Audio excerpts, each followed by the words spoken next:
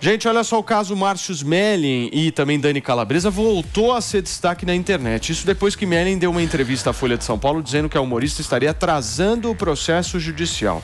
Nessa semana, tanto ele quanto Dani e outras mulheres que afirmaram, inclusive, sofrer assédio, deram outras entrevistas ao portal Metrópolis, onde rebateram, inclusive, as acusações sobre esse caso. Quem traz detalhes é o Felipe Campos. Pois é, essa história está tendo uma reviravolta absurda, né? Absurda, quem é que não lembra, né? Do caso do Márcio Smelling ali, envolvido ali num assédio sexual absurdo dentro da Rede Globo, foi parar no compliance da emissora e tudo. Márcio Smelling voltou a dizer que reconhece alguns erros que cometeu enquanto era chefe do departamento de humor lá na TV Globo, né, pessoal? Mas negou que aquilo tenha sido assédio.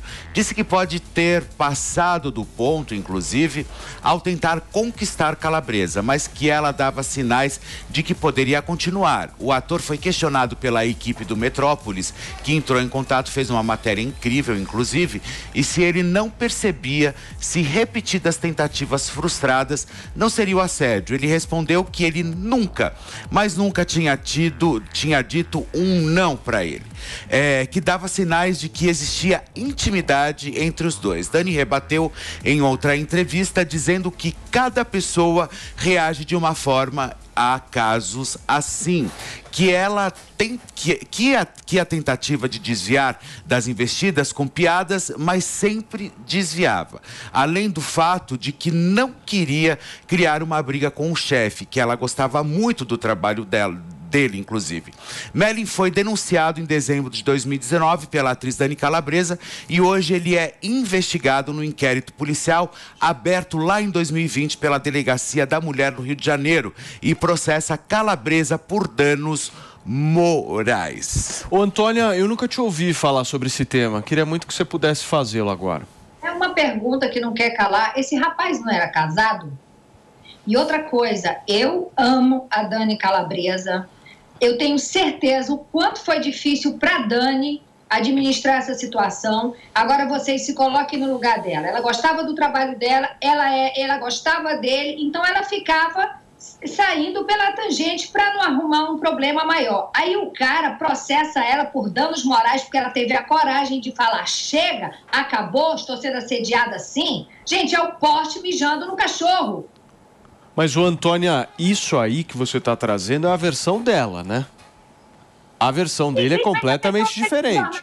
Mas a versão dele no jornal não foi: eu investia nela e ela parecia gostar, foi repetidas às vezes. Ah, gente, pelo amor de Deus, a Dani Calabresa ia ganhar o quê? O quê? Além da exposição, que ela é brincalhona, mas a Dani não é polêmica. A Dani é uma pessoa que tem horror à confusão. Baseada em quê? Ela ia ganhar o quê denunciando o Márcio Smelling, gente? Por favor. E foram outras pessoas também que falaram: o que está acontecendo? Não, né? Peraí, por favor. Não, mas é porque essa história foi uma história que repercutiu muito e ainda está repercutindo justamente por aquela discussão que a gente já fez aqui no Morning algumas vezes, de uma certa pena para alguém que apenas foi acusado e não necessariamente é culpado pela história. E nesse caso específico do Márcio Smelling ocorreu isso. A gente viu ao longo de toda a trajetória várias inconsistências na fala da Dani Calabresa. Várias, Antônia, várias. Mas aí a gente rebate também na história do José Maier, que até hoje nada ficou comprovado. Tanto que a menina abriu mão do processo, entendeu? Ou seja, a gente tem que tomar muito cuidado com essas atitudes. Fala, Manu. Uma coisa bem complicada nesses casos, quando se trata de um chefe com a subordinada, né? Porque tem uma relação de poder aí também, né? Que é aquela situação de, você gosta do seu trabalho, como é que você coloca... Então, eu acho que falta uma noção por parte de alguém que tem um cargo de chefia de que, você tem que ser muito mais cauteloso se você quer ter algum tipo de relacionamento com alguém que trabalha com você. É muito mais complicado, né? Tem uma sutileza do poder do trabalho misturado com a questão da sedução amorosa. Então, é muito complicado. Fala, Dani, por favor. Não, eu acho que muitas vezes muitas pessoas têm dificuldades de se expressar e de demonstrar um interesse que tem por outra pessoa.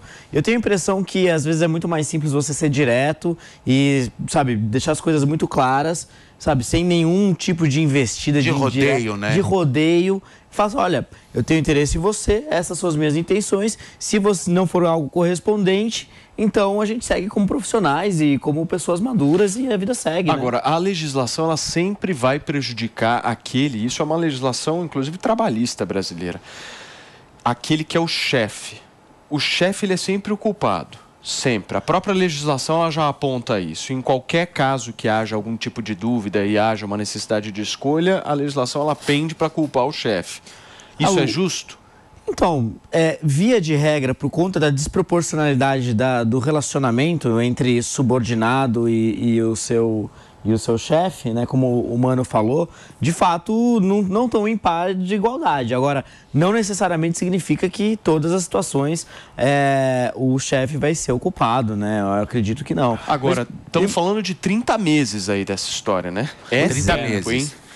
30 meses. Eu lembro que eu estava num outro programa, eu cobri esse caso do começo ao final, logo quando saiu na época, que foi na revista Piauí, inclusive trazido ali pelo meu querido amigo João Batista Júnior. Tanto o Mellin quanto ele não quis falar na época, mas foi procurado. E a matéria trouxe muitos detalhes ali, tanto que acabou na forma como acabou. Agora, eu acho que cabe a gente tomar muito cuidado com essas questões, até porque não tirando a legitimidade também da Dani Calabresa, mas também a gente não pode também tirar a legitimidade também do próprio Márcio Mellin. Porém, a gente sabe, e volto a frisar, que a gente teve um caso aí praticamente de extrema falta ali de compaixão, que foi o caso do próprio José Maier, né? Que o José Maier foi acusado como assediador pela própria figurinista, na época também eu cobri esse caso, e depois ela abriu um inquérito policial contra ele, e depois que acabou com ele, que acabou com absolutamente tudo, foi lá e tirou o inquérito, não seguiu adiante. Isso enfraquece a causa. Por quê? Porque você, já a partir do momento que você tacou um inquérito, foi lá e colocou, na hora que começam a pedir as provas, você não tem prova e acaba o inquérito, não, você segue com ele adiante, porque já que a pessoa fez, ela tem que pagar. Sem dúvida. Né? Então, eu acho que o mínimo. Aí acabou com a carreira do José Maier, acabou com absolutamente tudo, o homem desenvolveu uma doença autoimune relacionada ao estresse, e aí, sabe, fica por isso mesmo, a gente tem que tomar muito cuidado com essas responsabilidades. Pediu, Antônia? Pedi. Quem acabou com a carreira do Zé Maia, que costuma ser ingrato com as pessoas que dão sangue pela casa, se chama TV Globo.